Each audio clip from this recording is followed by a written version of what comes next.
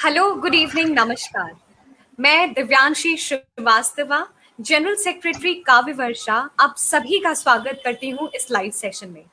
आज इस interactive session में हमारे साथ जुड़ी हैं पद्मश्री मिस निवेदिता रघुनाथ बीरे, all India vice president of Vivekananda Kendra, Kanyakumari. बहुत बहुत स्वागत है मैम आपका काव्य वर्षा पर। नमस्कार। हमें पूरी तरीके से उम्मीद है कि आज इस सेशन से जितने भी हमारे व्यूअर्स हैं उन्हें बहुत कुछ सीखने को मिलेगा अपने ट्रेडिशंस, अपनी स्पिरिचुअलिटी और अपने कस्टम्स पे। तो मैम, हम बहुत एक्साइटेड हैं इस लाइव सेशन के लिए। हाँ, शुरुआत करें। दीदी, हम आपसे सबसे पहले ये जानना चाहते हैं व्हाट इज धर्म and how it is different from the western concept of religion. Okay, प्रश्न में ये एक बहुत क्लियर किया आपने कि धर्म ये रिलीजन नहीं है। रिलीजन में एक स्पेसिफिक विशिष्ट भगवान की परिभाषा होती है, उसको प्रार्थना करने का तरीका होता है, वो प्रार्थना कैसी करनी है ये बताने वाला एक संस्था होती है। लेकिन धर्म जो है, धर्म यदि हमें समझना है तो धर्म के 4 कंपोनेंट्स है, हम कह सकते हैं। जैसे कि ये पूरा विश्व जो है ये परस्पर जुड़ा हुआ, परस्पर संबंधित, परस्परावलंबी है। आज पर्यावरण ने भी ये समझ लिया है, क्वांटम फिजिक्स से ये समझ में आ रहा है, समाज शास्त्र में भी थोड़ा बहुत इसका रियलाइजेशन हो रहा है। तो जब यानी मैं कहती हूँ ये मैं कौन है, तो ये मैं शरीर मन बुद्धि सिर्फ नहीं है, तो यह विकसित होने वाली आत्मचेतना है। तो मेरा ही विस्तारित स्वरूप मेरा परिवार है, मेरा समाज है, राष्ट्र है, सृष्टि है और ये पूरा विश्व है। या मैं इस सृष्टि, विश्व, राष्ट्र, समाज, परिवार इसके अंग हूँ। अभी जब मैं कहती हूँ मैं इसके अंग हूँ, इसका भाग हूँ, इसका मतलब ही मुझे उसके प्रति कुछ कर्तव्य है। तो जब हम धर्म कहते हैं तो धर्म में ये 4 अंग आते हैं। पहला ऐसा है कि हम सारे परस्पर जुड़े हुए, परस्पर संबंधित होने के कारण मेरा जो दूसरों से व्यवहार होना है वो आत्मीयता से होना है, क्योंकि दूसरा करके कोई है नहीं, वो मेरा ही विस्तारित स्वरूप है। तो जैसे स्वामी विवेकानंद कहते थे कि they alone live who live for others, the rest are more dead than alive. वही जीवन जीते हैं जो दूसरों के लिए जीते हैं, बाकी सारे चलते फिरते मुर्दे हैं। तो ये क्यों ऐसा कहते हैं? क्योंकि दूसरा करके कुछ है नहीं। तो धर्म का पहला अंग है कि सबके साथ ऐसा व्यवहार करना जिसमें आत्मीयता है, और जो हम दूसरों से चाहते हैं जनरली वैसा व्यवहार दूसरों से होना है। यानी मुझे अच्छा नहीं लगता है कोई मुझे धोखा दे, कोई मुझे हर्ट करे, अपमानित करे, तो मैंने भी दूसरों से नहीं करना है। दूसरा ऐसा है कि मैं ये सारे समष्टि का अंग होने के कारण उस समष्टि के प्रति मेरा कुछ कर्तव्य है, तो उस कर्तव्य को निभाना, यानी परिवार के प्रति कर्तव्य है, मेरे स्वयं के शरीर मन बुद्धि के प्रति भी मेरा कर्तव्य है कि उसको ठीक रखना, उसको यानी मन को पक्का रखना, बुद्धि को तीव्र रखना, उसके प्रति भी मेरा कर्तव्य है। फिर परिवार के प्रति है, समाज के प्रति है, राष्ट्र के प्रति है, सृष्टि के प्रति है। तो ये सारा कर्तव्य की पूर्ति जो है वो धर्म का दूसरा अंग है। फिर तीसरा जो है कि कभी कभी मेरा जो कर्तव्य परिवार के प्रति है और समझिए कि समाज के प्रति है, इन दोनों में संघर्ष होता है। या मेरा जो मेरे शरीर मन बुद्धि यानी मेरी जो इच्छाएं है उसको पूर्ति में मेरा जो कर्तव्य है, या मेरे परिवार के प्रति मेरा जो कर्तव्य है उसमें संघर्ष आता है। तो ऐसा जब 2 कर्तव्यों में संघर्ष आता है, क्लैश आता है, क्लैश ऑफ इंटरेस्ट होता है, तब जो बड़ी इकाई है, बड़ी समष्टि है, उसके हित में निर्णय लेना, ये धर्म का तीसरा अंग है। और धर्म का चौथा अंग ये जो है कि ये सारा करते समय हमें उसमें थोड़ा त्याग भी निहित है। यानी जब हम बड़ी इकाई के हित में निर्णय लेते हैं तो छोटी इकाई का उसमें त्याग करना होता है, छोटी इकाई के हित का या मेरे व्यक्तिगत हित का, तो इसीलिए त्याग भी धर्म में निहित है। अभी ऐसा सारा व्यवहार करने के लिए मुझे जो एक आत्मशक्ति चाहिए, वो आत्मशक्ति प्राप्त करने के लिए फिर हो सकता है मैं भगवान की रोज पूजा करूं, मैं ध्यान करूं, जप करूं, या मैं तीर्थ यात्रा करूं, कुछ व्रत करूं, या मैं ये सारा न करते हुए भी मैं मेरे आत्मशक्ति, आत्मावलोकन, आत्मनिरीक्षण, ध्यान करते हुए बढ़ाऊं, कुछ भी हो सकता है। तो इसीलिए उपासना पद्धति जो है वो यानी सिर्फ धर्म नहीं है। उपासना पद्धति जो है वो धर्म का एक अत्यंत छोटा अंग हो सकता है। इसीलिए धर्म में कोई एक स्पेसिफिक भगवान परिभाषित नहीं होता है।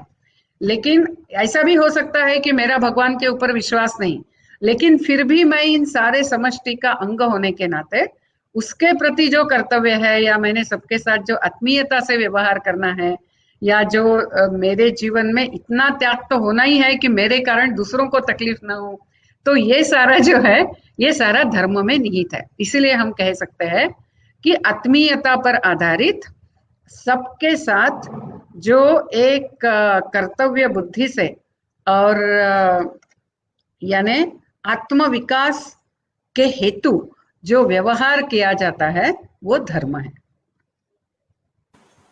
दीदी आपने बहुत ही सुंदर तरीके से इसका विश्लेषण किया। मुझे लगता है जितने भी दर्शक हैं आज अपने अपने आप को बहुत ही इनलाइटेड महसूस कर रहे होंगे धर्म के कॉन्सेप्ट को लेकर। दीदी हम आपसे पूछना चाहते हैं, सनातन संस्कृति आपके नजरिए में क्या है? Is it bounded by ethnicity, geographical, traditional and cultural factors? And is the present perceived notion of Hinduism getting diluted by the Western concept of religion, making it to divert from the Sanatan Sanskriti? जब हम सनातन संस्कृति कह रहे हैं तो फिर से संस्कृति के भी तीन अंग है। यानी एक है जीवन दर्शन। जीवन दर्शन यानी हम मनुष्य, ईश्वर और सृष्टि, इन तीनों में क्या संबंध देखते हैं, उससे जीवन दर्शन निश्चित होता है। तो सनातन संस्कृति में हमने जो संबंध देखा है कि ईश्वर सृष्टि से अलग नहीं है, वो सृष्टि में ही निहित है और वो ईश्वर मनुष्य के अंदर भी है। इसीलिए हम सर्वत्र ईश्वर को देखने वाली संस्कृति, और यही आज हमारे समझ में आ रहा है। जैसे साइंटिस्ट कहते हैं कि if matter and energy are interconvertible, then there has to be some substratum because of which this too is possible. Then again, when they started studying all these very subatomic particles, then they found that no more the experiments are objective. You know, what a scientist think, accordingly the subatomic particles started behaving. So at very subtlest level, there is some connection. So एक cosmic mind वगैरह ऐसी सारी कल्पनाएं भी scientist करने लग गए। तो इसीलिए ये सनातन यानी जो हमेशा रहेगा, यानी वो पहले भी था, जो अनादि है, जिसका कोई शुरुआत नहीं है और जिसका कोई अंत नहीं है। ऐसा ये जो तत्व है कि सर्वत्र एक ही ईश तत्व भरा हुआ है। इसीलिए हम एक्चुअली सारे परस्पर जुड़े हुए, परस्पर संबंधित, परस्परावलंबी है। तो ये हो गया जीवन दर्शन। अभी इस जीवन दर्शन से आते हैं जीवन मूल्य। तो अनेक जीवन मूल्य आते हैं। ईश्वर सर्वत्र है तो सबके प्रति एक श्रद्धा भाव, इसीलिए हम नदी की पूजा करते हैं, हम पेड़ की पूजा करते हैं, हम गाय की पूजा करते हैं, हम सारे प्राणियों की पूजा करते हैं। हम किसी को अभिवादन भी करना है तो हम नमस्ते कहते हैं। यानी सर्वत्र ईश्वर हम देख सके, ऐसा एक जीवन मूल्य।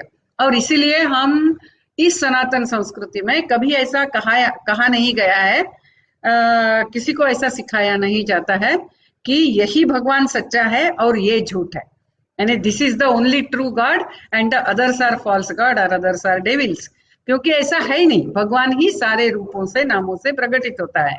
तो जैसा उदाहरणार्थ ये एक जीवन मूल्य है, फिर ईश्वर अपने अंदर भी है, इसीलिए अपने ईश्वरीयता की अनुभूति करना ये दूसरा जीवन मूल्य है, जीवन तत्व है। मैं खुद को शरीर मन बुद्धि समझ रही हूँ, मैंने मेरे चेतना को बांध के रखा है, तो मैं तो ये पूरे विश्व में व्याप्त जो चेतना है वो मैं हूँ।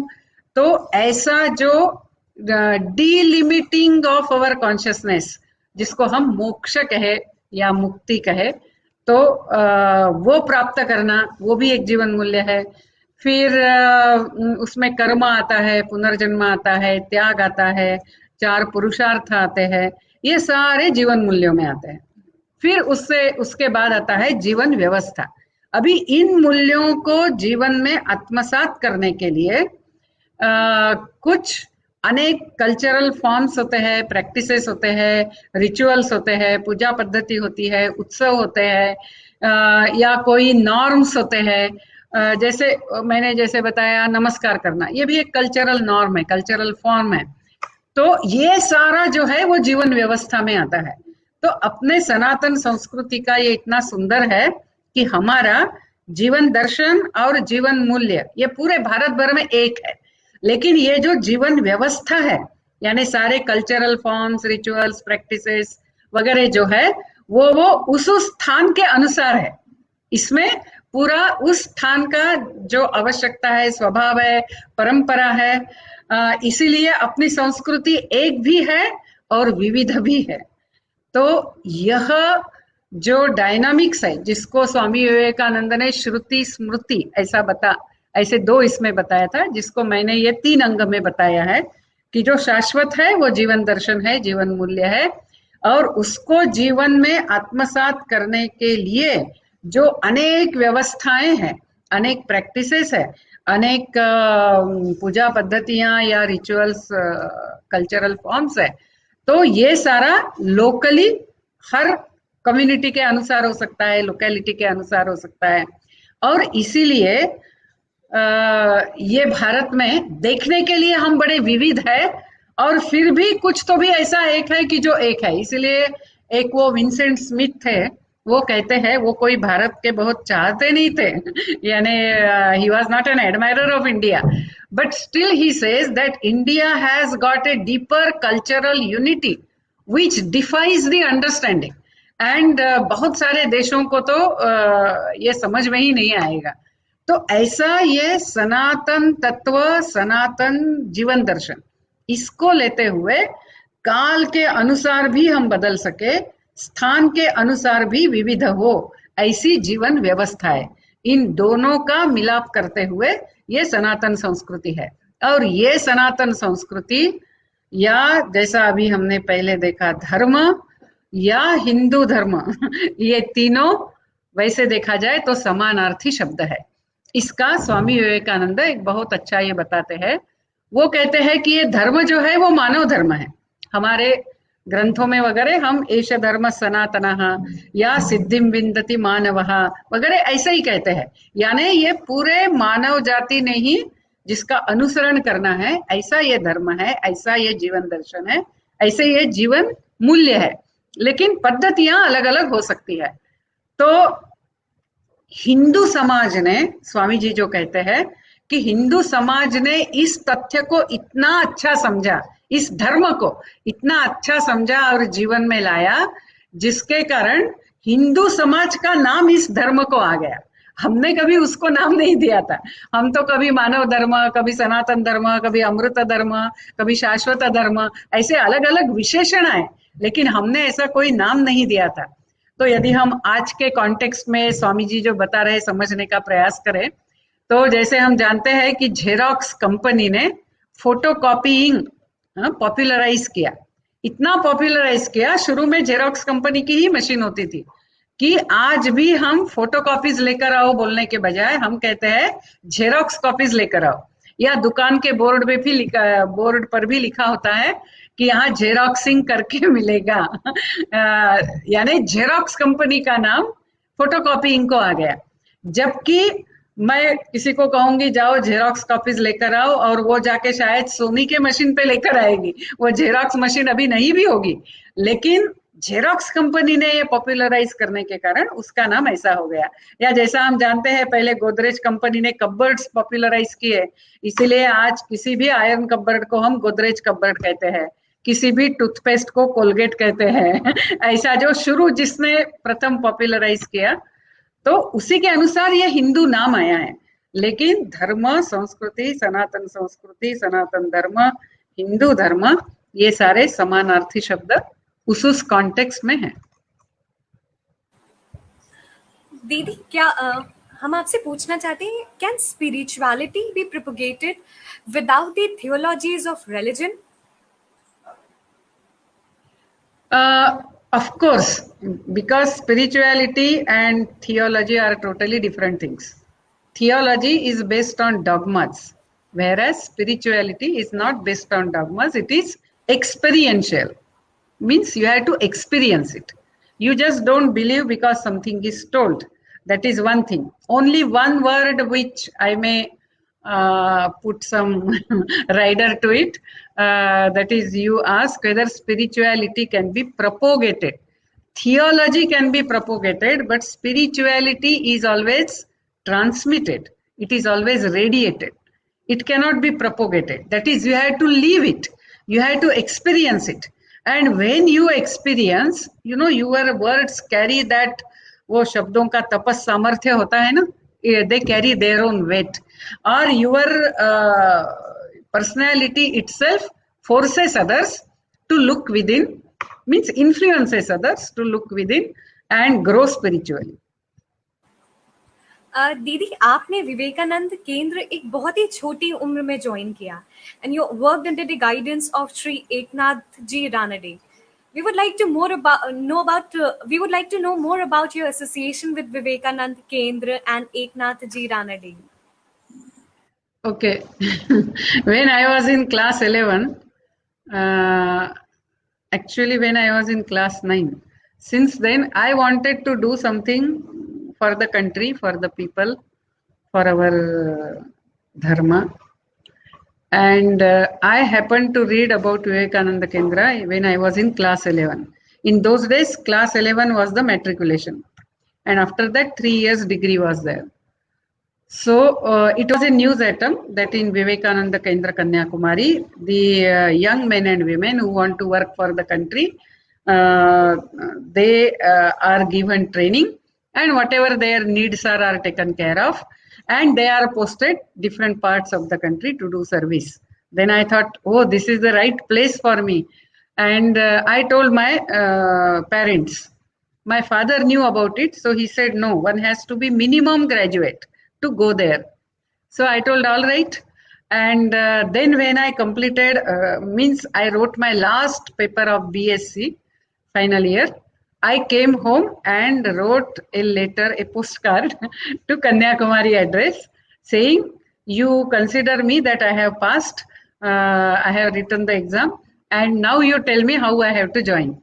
Then I got a letter saying Eknath Ji Ranade is touring and he will be in Nagpur. I am from Wardha, so I was in Wardha at that time. So he will be passing through Nagpur. He will be in Nagpur for 2-3 days. You can visit him on such and such date, and all the details were given. So I went to meet him. Means actually it was an interview. Then Eknath Ji interviewed me. So actually when he interviewed, I had not even completed 19 years because I had gone to school a bit early. And in those days it was 11 plus 3. So I had completed my graduation also. Means my result had not yet come. Then Eknath Ji told me that he talked to me, that was his style. He himself will talk and quite a long time. He asked me also many questions. And then he told that you are too young, so you come after 2-3 years. Don't come now. Then I told, look here, I want to do service. Since I am in class 9, and since I am in class 11, I had dreamt about Vivekananda Kendra. If you say no, then I will go somewhere to do service. Then he started laughing. He said, which place will you go? Then I told, I will go to Baroda. There, this Baba Amtej's means service activities for lepers and all is there. So I told him, I will go to Baroda Anandavan. Then he again started laughing. He said, you may want to do anything. Your parents are not going to give you permission. Then I told him, no, I am so firm since so long, so they will give permission. Then he again laughed. He said, okay, I will come to your home and personally I will listen from your parents whether they are allowing you to come. I thought he is just like that, to avoid me, he is telling. That is what I thought. But then, really, that time Eknathji was leaving for Delhi. But on his way back, he really stopped at Wardha and he came to our house. In those days, no phone and all. So one day, really, Eknathji was standing in the door, and then he met my parents. He asked them. My father had a desire I should do MSc, PhD because I was very good student. I was getting merit scholarship and all that. Then father asked me, "Are you sure you don't want to do MSc?" I told him, "Yes, father. I will be only getting degrees, but not the wisdom. I want to experience the life. So please allow me." Then father told Eknathji yes. Then he asked mother also, and that is how I got permission. And then we, in those days, they used to inform us which day you should reach Kanyakumari. So when I reached, the first question that Eknathji asked was, "Are you have really come? I thought you will not come." That was the first thing. And only now I realize, means that time I didn't realize, but in those days, the age for major, to be major, यानी होने के लिए 21 बरस की उम्र थी. तो 19 में आना यानी in a way I was a minor. So that is why the parents' permission was essential. That's why Eknathji must have come home. And then I was, after we used to have 9 months training in those days. And after the training, then we would be posted. And I was posted in Arunachal Pradesh, which I wanted because I had lot of attraction to work in very interior tribal areas. So I was very happy.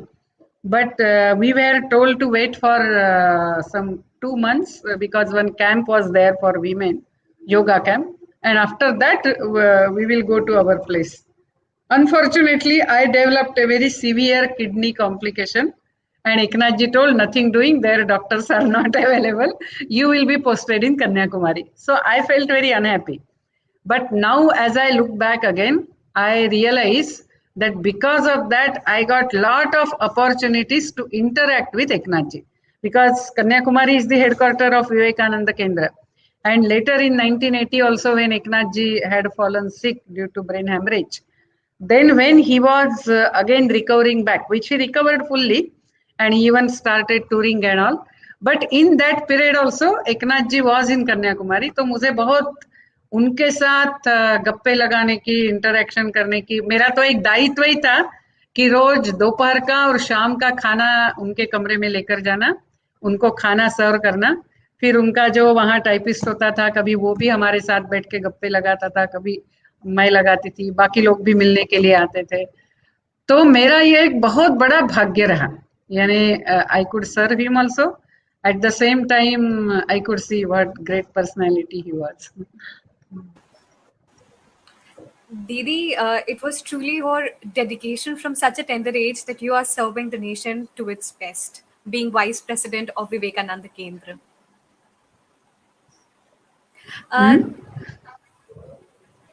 Didi, with the innumerable works that Vivekananda Kendra is known for, one of the most significant has been the Vivekananda Kendra Vidyalayas and Arun Jyoti, becoming the pioneer of quality education in Northeast India.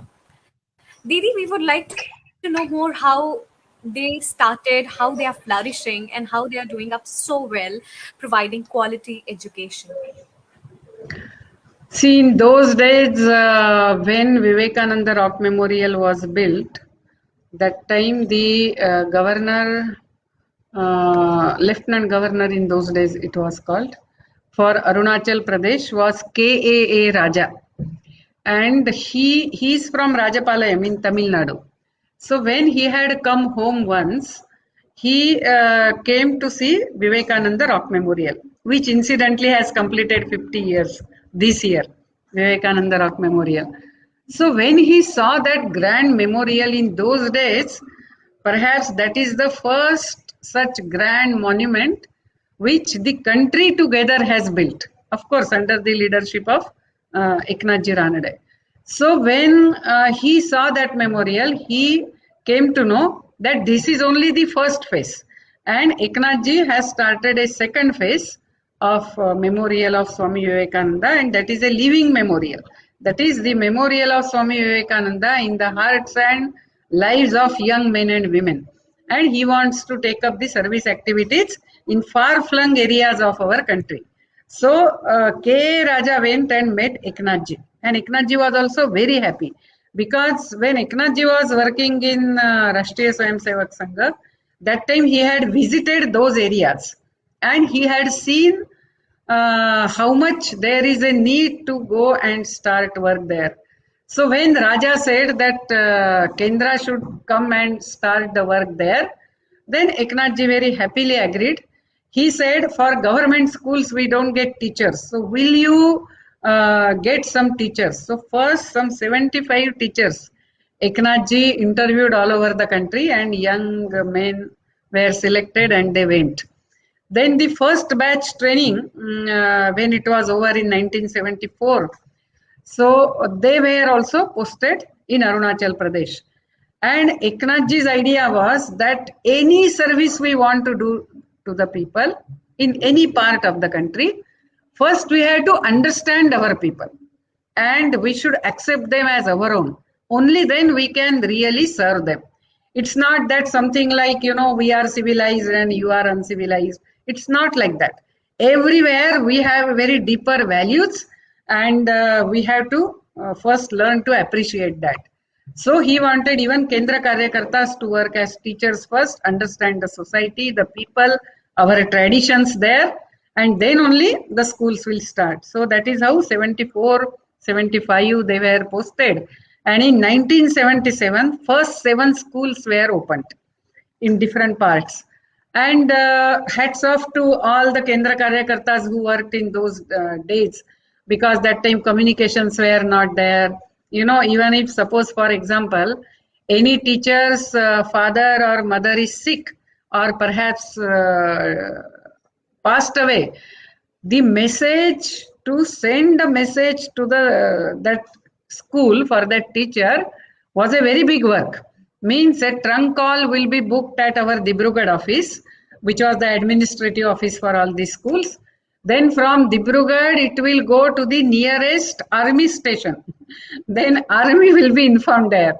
Then some army Jawan will go by walk and he will inform the teachers there, that teacher there. And then that teacher will start his journey back. So by the time, even if he reaches for the 10th day of his father or mother, that would be great. So like such inaccessible areas, in those days they all worked. Now of course communications are excellent, and in last few years they have improved still very well. Means that one Bogeybill bridge which has come, earlier I have traveled many times, because since 94 I started working in Arunachal Pradesh, frequently going there. So whole day we had to travel from Dibrugarh to reach to our one school in Oyan. And now by road we can just reach within 4 hours. So where is Holden, where are 4 hours? So like that communications have improved. But in those days, a lot of difficulties were there. Then the children are to be brought, parents are to be convinced, then language is not known, children are to be taught even how to use toilet or language also, all actions. And all those teachers were so dedicated, means even today.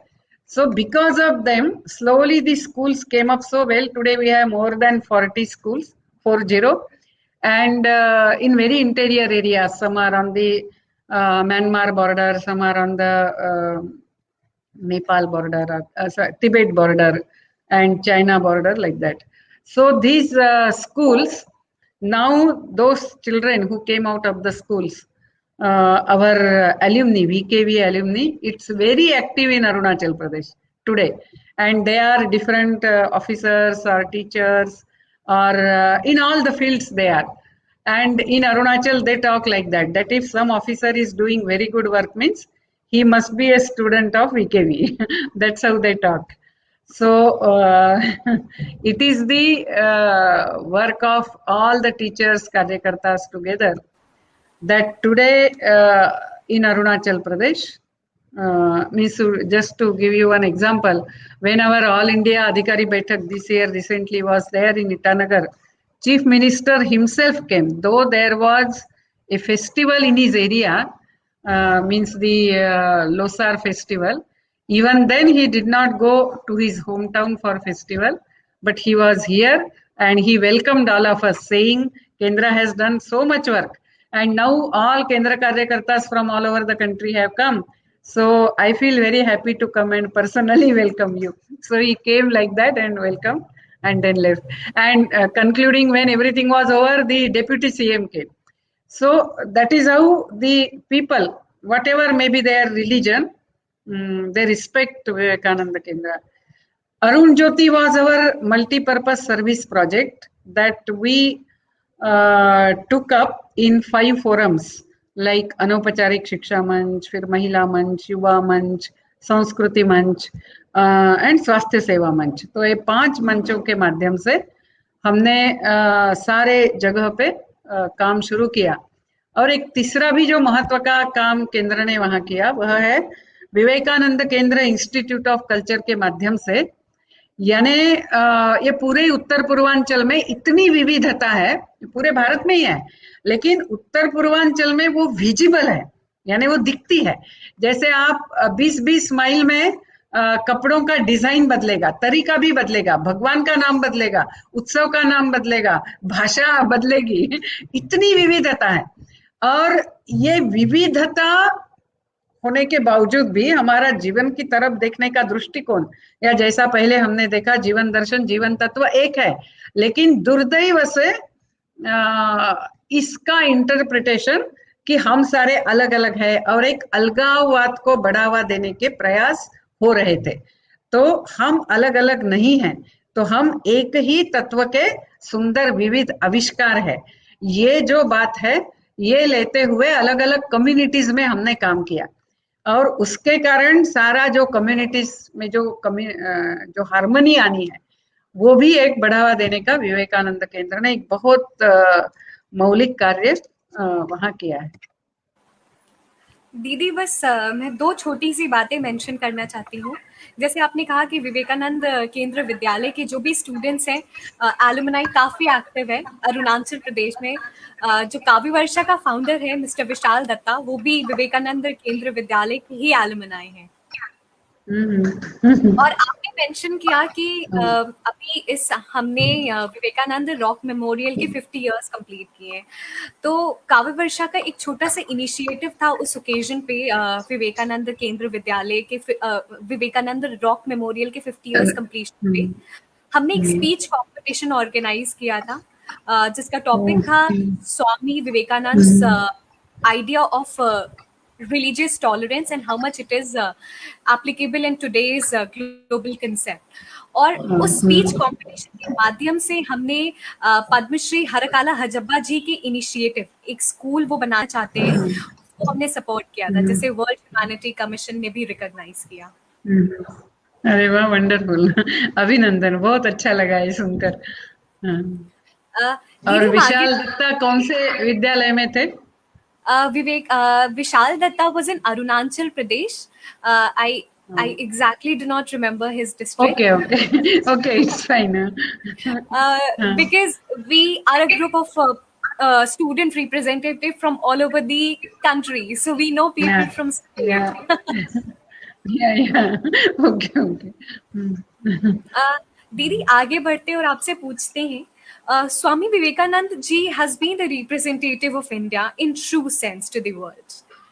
In this context, we would like to know what, according to you, is India or Bharat? Is it the forever preserver and representative of the most ancient Hindu religion that has taught the world the principles of tolerance? Or it is the landmass that is non-static, flexible enough to get blended? Or it is the diversity of faith, race, culture that is united by a constitution? नहीं, आपने जो तीनों बताया, all the three, it is very much there, but it's not only that. Bharat जो है, भारत मानव समाज का जो एक आध्यात्मिक विकास सतत हो रहा है, सदियों से हो रहा है, उस विकास में जो योगदान करने का दायित्व है, ये भारत का नियत कार्य रहा है। और ये नियत कार्य करने के लिए भारत ने इन सारे हजारों वर्षों से खुद को तैयार किया हुआ है। इसीलिए जो श्री अरविंदो कहते थे कि the India has not spoken her last word, यानी जो कार्य करना है आज भी वो पूरा नहीं हुआ है। तो स्वामी विवेकानंद ने जो कार्य किया वो ये था कि एक तो उन्होंने जो हमारा एक राष्ट्रबोध धुंधला सा हो रहा था, वो राष्ट्रबोध उन्होंने फिर से जागृत किया।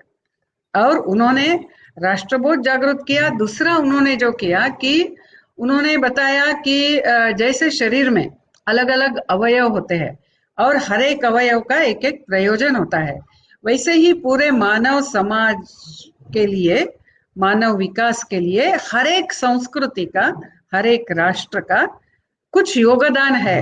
और जैसे योगदान होता है वो राष्ट्र या वो संस्कृति निरस्त हो जाती है, उसका लय हो जाता है, और हर एक ने उसके लिए योगदान किया है। तो भारत राष्ट्र का भी योगदान है, लेकिन भारत राष्ट्र का जो योगदान है वो आध्यात्मिक है, यानी मनुष्य को अपने ईश्वर स्वरूप को समझते हुए जीवन में जो ईश्वरीयता है, जो अच्छाई है, जो श्रेयस है, उसको लेते हुए जीवन में उसको प्रकटित करना। और दूसरा धर्म आधारित समाज का निर्माण करना। तो ये जो है ये भारत ही विश्व को सिखा सकता है, क्योंकि यही एक देश ऐसा है, जैसा स्वामी जी ने बताया कि इसने कभी जाके किसी को नष्ट नहीं किया है, कभी किसी, यानी इसी भारत में हम सबके क्या कहेंगे, कल्याण की कामना करते हैं।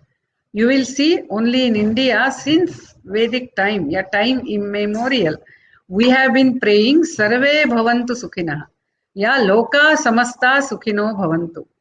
And really India has been like that. Whenever Indians went to different countries, even today or in earlier days or even before, they have never been a problem to that country, but they have only contributed to the general wealth generation and well being of that country. तो ये जो एक भारत का विशेष प्रयोजन है, राष्ट्र यानी जो नियत कार्य भारत को करना है, Swami Vivekananda made us aware about it. Third thing what he did, because somehow the education was colonial education, so we had forgotten what connects us. We had forgotten that we are one people. In Vedas also our prayers are there, Sangachadvam Samvadatvam, या समवो मनासी जानता, यानी हमारा हृदय एक हो, हमारा मन एक हो, और यानी एक दूसरों को स्वीकारने वाला ये जो स्वभाव था, कॉलोनियल शिक्षा के कारण हमें जोड़ने वाले सूत्र क्या है यही हम भूल गए थे। तो वो स्वामी विवेकानंद ने फिर से प्रतिष्ठित किए, यानी राष्ट्र को जोड़ने वाले सूत्र क्या है बताए, राष्ट्रबोध को फिर से उन्होंने जागृत किया, और राष्ट्र का नियत कार्य क्या है ये बताया, और ये करने के लिए जो एक भारत के यानी भविष्य में जो एक विश्वास होना है, वो स्वामी जी का विश्वास उन दिनों में था। यदि आज कोई कहता है कि भारत उभर रहा है, भारत विश्व को मदद कर सकता है, मार्गदर्शन कर सकता है, आज शायद हम विश्वास कर सकते हैं, लेकिन कल्पना कीजिए ये स्वामी जी के समय उन दिनों में जब हम गुलाम थे, जब हम दारिद्र्य अज्ञान में गिरे हुए थे, उस समय स्वामी जी ने कहा है कि ना मैं भविष्य में देखता हूँ, ना देखने की मेरी कोई इच्छा है, लेकिन मेरे आंखों के सामने एक चित्र स्पष्ट उभर रहा है कि ये प्राचीन भारत माता पहले से भी अधिक वैभवशाली सिंहासन पर बैठकर उभर रही है, और उसकी शांति और मंगलमय शब्दों के साथ घोषणा कीजिए। ये बहुत महत्व का बिंदु है, यानी जब जब भारत सामर्थ्य से उठ खड़ा होता है, वो दूसरों को दबाने के लिए, नष्ट करने के लिए नहीं, तो वहां शांति और मंगलमय वातावरण खड़ा करने के लिए ही भारत ने ये कार्य किया है। तो ये स्वामी विवेकानंद का, यानी उन्होंने भूतकाल बताया, वर्तमान से हतोत्साहित न होते हुए हमें आगे क्या करना है ये भी बताया और राष्ट्र को एक किया। दूसरा जो मानव जीवन का जो प्रयोजन है अल्टीमेटली कि अपने ईश्वरीयता का अनुभूति करना, उस पर भी स्वामी जी ने सारा योग वगैरह सिखाते हुए बहुत जोर दिया। आज हम इंटरनेशनल योगा डे लेकर बहुत मनाते हैं और वो भारत ने प्रस्ताव रखा, माना गया, इसकी खुशी हमें है। लेकिन सबसे पहले योग जो पश्चिम को इंट्रोड्यूस किया वो स्वामी विवेकानंद ने किया। ऐसी अनेक उपलब्धियां हम देख सकते हैं। Didi, you have been known for your works for women empowerment. So we would like to know what feminism is according to you. And according to a perceived notion, if all religions have been patriarchal and discriminatory towards the women. देखिए, दो बात है, यानी स्त्री के प्रति towards the women, one is principally whether you look down upon women, and second is what are your practices at present. तो इसमें यदि हम भारत के स्त्रियों को देखते हैं तो principally in India we have never look down upon a woman. So a divinity can be worshipped even in a woman form. So we have Jagat Janani, or a woman can be worshipped as Jagat Janani. So mother is worshipped, the Suhasini is worshipped, Kumarika is worshipped in both way. Or we have Jagat Janani, Durga, Saraswati and all that. Whether in from Veda period also, the women had all the freedom. Any field of life they could choose. And it continues even in a very degraded, or when we were continuously facing invasions, even in that period also, in different parts of the country, in different fields of the country, we have women who have contributed immensely. So principally India never looked down upon a woman as it is in other religions, because Eve was created from the rib of Adam. So the function of a woman is only supplementary. She has to only please the man because her purpose of existence is that. लेकिन भारत में यदि हम अपनी सारी जो भी creation की theories, और हमारी अनेक है, 100 के बराबर जाएगी, तो किसी भी थियरी में आप देखिए स्त्री को ऐसे नीचा नहीं दिखाया गया है. शायद यही एक कारण हो सकता है कि जब भारत स्वतंत्र हुआ तो हमारे देश में स्त्री को मतदान का अधिकार देना है या नहीं देना है ये चर्चा का भी विषय नहीं था. यानी it was just taken for granted that of course both men and women will have right to vote. But whereas that in America the women had to fight for it, and ultimately they got the right to vote, not as a right but as an appreciation, because during First World War they helped in schools, in industries, in offices. So the President of America said that for your contribution we appreciate, and therefore you will be allowed to vote. It's not because they are considered as equal to vote. In France and Britain also, though the democracy started much before, they got the right to vote again in 1928. In Sweden and all, they got in 1954, even after India. So-called developed countries. But in India, we did not have even any discussion. Or even a woman could become prime minister, president, or so. Principally, we have not looked down upon a woman. That is first thing. The second thing, because of historical reasons, when a woman became insecure during the invasions, when all these Arabs, Turks, Mughals, Pathans, Afghans started coming. So at that time, a woman got confined to the house. Because she got confined to the house, the social perspective, national perspective, she lost.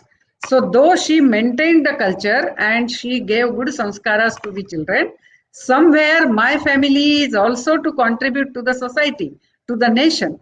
वो संस्कार करने वाली स्त्री नहीं रही, दुर्दैव से. ये आज हम देखते हैं.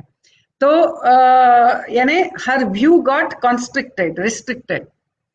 अभी जब हम कहते हैं कि हमें स्त्रियों के लिए काम करना है, तो हम क्या काम की बात कर रहे हैं?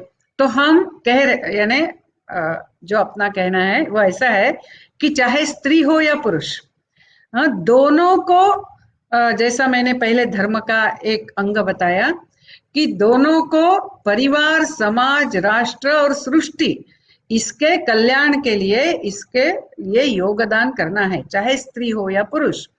अभी योगदान करना है तो मैं कौन से मार्ग से योगदान करूंगी? What path shall I choose in my life to contribute? So that freedom a man as well as woman should have. In our country today, man has that freedom much better way. A woman does not have much. And unfortunately, due to this feminism and all, we are again stereotyping. That is, a woman should be working. Now it's again it is a stereotyping. So again you are trying to put a woman in a jacket, in a a bracket that you have to do only this and not this. But a woman should have freedom. That yes, I want to be housewife and I want to give the best children to the society. I want to run my house like that. Yes, she should have freedom. Or she says, I want to go for career. She should have freedom. Or she says, I want to take care of family as well as my job. She must have freedom. Or suppose like me, some woman says that no, I want to become life worker of Vivekananda Kendra. So I neither want salary nor I want to have my family, but I will work for the country. So she must have that freedom. So a woman must have a freedom to choose the path to contribute. So when we talk about the freedom of women, we are not talking about the freedom of selfish sense enjoyment. It is not allowed either for man or for woman, because we are part of this whole समष्टि. हम इस सारे समष्टि का अंग होने के कारण यहाँ स्वार्थी विचार को जगह ही नहीं है, चाहे स्त्री हो या पुरुष.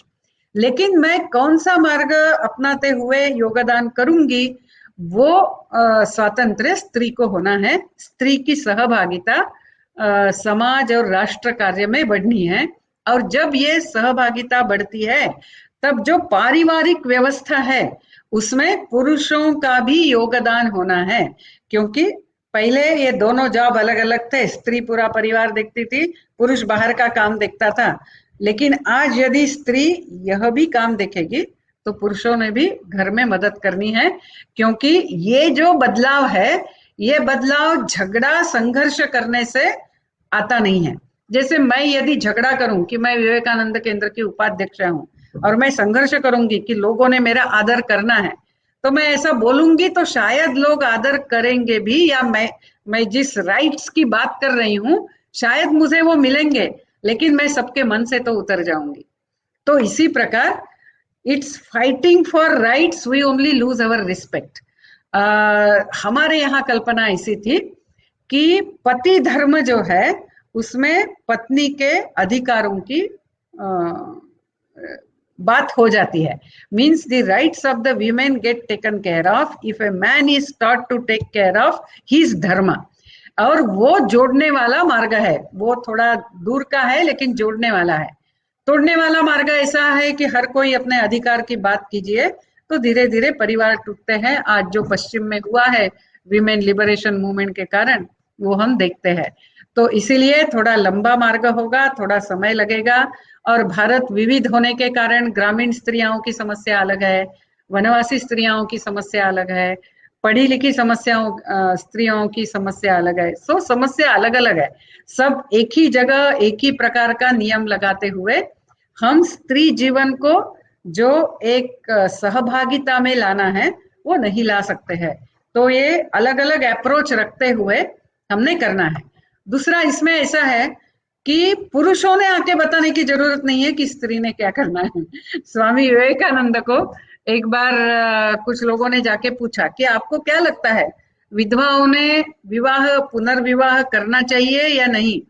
तो स्वामी जी ने बोला, hands of. Are you widows or me widow that we are discussing this topic? You educate the women, let them decide. Whatever is right, they are capable enough to decide for themselves. Of course, ये जब हम कह रहे हैं, ये यदि मैं परिवार का अंग हूं तो परिवार मिलके तय करता है. मैं संगठन का अंग हूं, हम संगठन में मिलके तय करते हैं. सो अल्टीमेट जो मनुष्य के जीवन का प्रयोजन है वो सिर्फ अर्थ और काम नहीं है, सिर्फ सेंस एंजॉयमेंट नहीं है। वो पर्पस जो है वो खुद के आत्म स्वरूप की अनुभूति और मेरा जीवन ये योगदान करने वाला प्रयोजन पूर्ण जीवन हो। ये जो मनुष्य जीवन की जो यानी उद्देश्य है ये समझते हैं तो फिर हम फेमिनिज्म आज जिस मार्ग से जा रहा है उस मार्ग से हम न जाते हुए समाज को एक साथ रहते हुए ये पुरुषों के साथ कंपटीशन करते हुए जाना ये अपना तरीका ही नहीं है, क्योंकि हम वननेस की बात करने वाले लोग हैं। हम सारा एकात्म जब कह रहे हैं, हम सब परस्पर जुड़े हुए परस्परावलंबी है, तो इसमें आत्मीयता से व्यवस्थाएं खड़ी की जाती है, इसमें संघर्ष से व्यवस्थाएं खड़ी नहीं होती है। बहुत ही सुंदर बात कही आपने दीदी कि आत्मीयता से हमें व्यवस्था को खड़ा करना है, ना कि संघर्ष से। दीदी, आप काव्य वर्षा के इनिशिएटिव पर क्या बोलना चाहती हैं? बहुत अच्छा है, मुझे बहुत अच्छा भी लगा। आज आपने जिस प्रकार से प्रश्न पूछे, यानी सीधा सीधा जो पूछना है वो पूछा, कुछ लोग थोड़े राउंड अबाउट जाते हैं, तो वो भी अच्छा लगा। और आपका ये जो इनिशिएटिव है कि अलग अलग लोगों के जो विचार है वो समाज में अपने युवाओं को पता चले, कि जिसके कारण जैसे अपने संस्कृति में हम कहते हैं कि ये व्यक्ति यानी यानी श्रुति से व्यक्ति विद्वान होता है। जितना हम ज्यादा सुनेंगे जानेंगे या जितना प्रत्यक्ष देखेंगे उससे व्यक्ति की विद्वत्ता होती है, सिर्फ पुस्तक पढ़ने से नहीं या सिर्फ टीवी देखने से नहीं।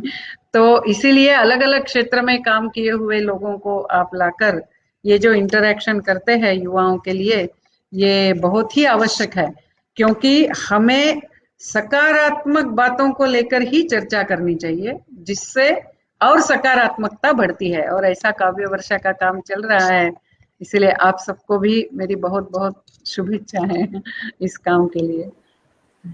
दीदी, आपने इतना सुंदर काव्य वर्षा की इनिशिएटिव को डिफाइन किया, हमें लगता है हमारा जो इनिशिएटिव था वो सच में सार्थक है। बहुत बहुत धन्यवाद दीदी हमारे साथ जुड़ने के लिए, इतनी अच्छी थॉट्स हम सभी को इनलाइटन करने के लिए। मुझे लगता है